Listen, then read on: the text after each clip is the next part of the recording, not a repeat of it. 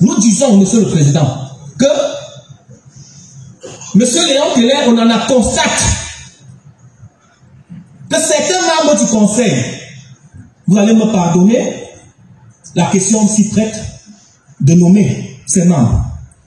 Monsieur Clément Atangana, président du Conseil de séance, constitutionnel de séance, courant le 29 octobre 2024, a pris part, d'après le rapport qui a été fait par Cameroun Tribune, dont nous vous avons produit, à l'appui de la requête, copie de l'éditorial, ou du moins de l'article, a pris part à une réunion d'une association dénommée ADEMSO, Association des représentants ou des élites d'Union ESSO, disons-le comme ça. Au terme des travaux de cette association, une motion de soutien a été faite à M.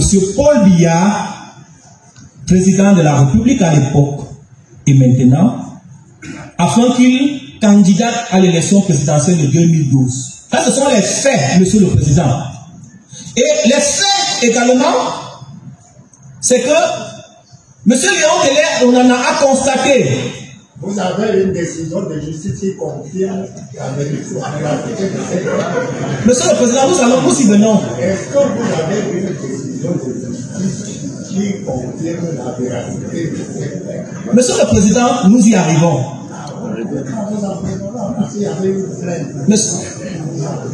Monsieur le Président, nous savons que vous êtes ça.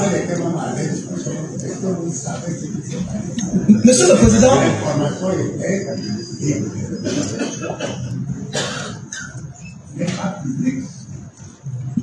Monsieur le Président, Monsieur le Président, il me semble qu'à l'article 19 de la loi numéro 90/059 du 19 décembre 1990 portant exercice de la profession d'avocat, l'avocat est le maître de la stratégie qu'il déploie dans le cadre de la défense de son client, à condition que cela soit conforme à la loi. Il me semble, Monsieur le Président, que nous sommes appuyés sur les dispositions de l'article 23 de la loi numéro 2004 portant statut des membres du Conseil constitutionnel. Et si vous nous interrompez, vous ne pouvez pas écouter le fond de notre problème, de notre pensée. Surtout que Monsieur le conseiller rapporteur a préféré éviter cette question. Nous étions disant, Monsieur le Président, honorable membre, que Monsieur Clément Atangana, je vous ai dit de me pardonner puisque la question, le moment s'y prête, s'est retrouvé en train de prendre part à une réunion d'une association au terme des travaux de cette association. Une motion de soutien a été lue publiquement en faveur et appelant M. Paul Biya, président de la République, à se présenter à l'élection présidentielle de 2012, du 12 octobre 2025. Voyez-vous, Monsieur le Président, cette question a fait l'objet d'une plainte de la part du mouvement national, du mouvement pour la renaissance du Cameroun, parti politique légalisé, et rendu public. Nous sommes allés sur la page de Maître Mélie Hippolyte, qui est dans cette salle et qui m'écoute. Nous avons téléchargé la copie de la plainte que nous avons versée au dossier de procédure, puisque nous ne pouvons pas avoir le fond de dossier, n'étant pas dans le dossier. Nous avons également téléchargé sur sa page Facebook, où il a rendu publique la procédure, la notification faite à M. Clément Atangana et à M. Mikwaché de la plainte déposée contre eux. Ah, Monsieur le Président, nous avons investigué, nous avons cherché à comprendre et à vérifier si cette procédure est définitivement arrivée à son terme. Autrement dit, si vous êtes mis en congé pour apporter votre innocence, Et nous nous sommes rendus compte que la procédure est encore pendante devant la cour d'appel du centre. Monsieur le Président, honorable membre du Conseil, le Conseil constitutionnel est une institution hautement sérieuse, prestigieuse. Le législateur n'a mis sur la tête d'aucun magistrat, aucun autre magistrat de la République, l'obligation de se mettre en congé lorsqu'il fait l'objet d'une procédure pénale. Il n'y a que aux membres du Conseil constitutionnel que le législateur a soumis à cette obligation. Et pourquoi? L'article 23 de la loi numéro 2004 portant statut des membres du Conseil constitutionnel dispose clairement que c'est dans l'intérêt et le prestige de l'institution dans laquelle vous siégez. Vous êtes le Conseil constitutionnel, le régulateur du jeu politique au Cameroun. C'est vous qui décidez, qui veillez à la régularité du jeu politique. C'est un organe ultra sensible. L'indépendance doit être de mise. Il ne doit avoir aucune suspicion. Voilà la raison pour laquelle le législateur a mis sur la tête du magistrat visé par une procédure pénale l'obligation de se mettre en congé d'office par lui-même.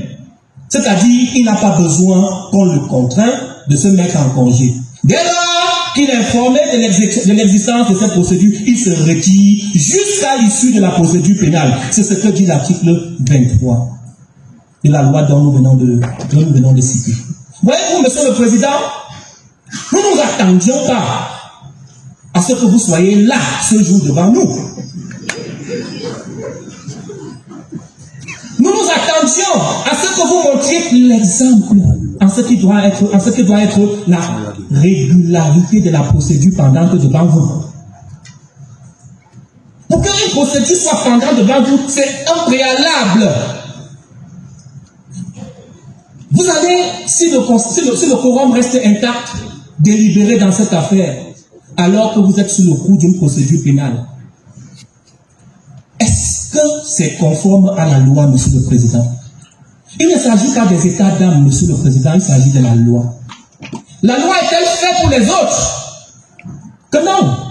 Voyez-vous, Monsieur le Président, Léon Keller Onana est militant du RDPC. Vous appelez son grand camarade, Monsieur Paul Biya, à compétir contre lui, alors qu'il demande sans cesse qu'un congrès soit convoqué pour qu'il aille à l'élection et qu'il le batte pour venir à cette élection candidater comme président national du RDPC. Voyez-vous, Monsieur le Président, Monsieur Léon Keller Onana, relativement à cette situation, vous suspectez d'être son camarade politique. C'est la raison pour laquelle, Monsieur le Président, pour la dignité de cette cour, le législateur vous a empêché, il vous a donné une porte de sortie. Il vous dit retirez-vous, se mettre en congé. Quand on est en congé, on n'est pas à son poste. C'est ce que cela veut signifier. Mettez-vous en retrait, allez rapporter la preuve de votre innocence et revenez siéger. C'est ce que dit l'article 23. Donc voyez-vous, Monsieur le Président, nous sommes très gênés de constater ce jour que vous êtes assis là. Et c'est le cas, Monsieur le Président, de l'honorable conseiller, Monsieur Adolphe Miroaché, qui lui, d'après les faits qui lui sont reprochés, a accepté d'être nommé président du comité olympique, d'une des chambres ou des organes du comité olympique national.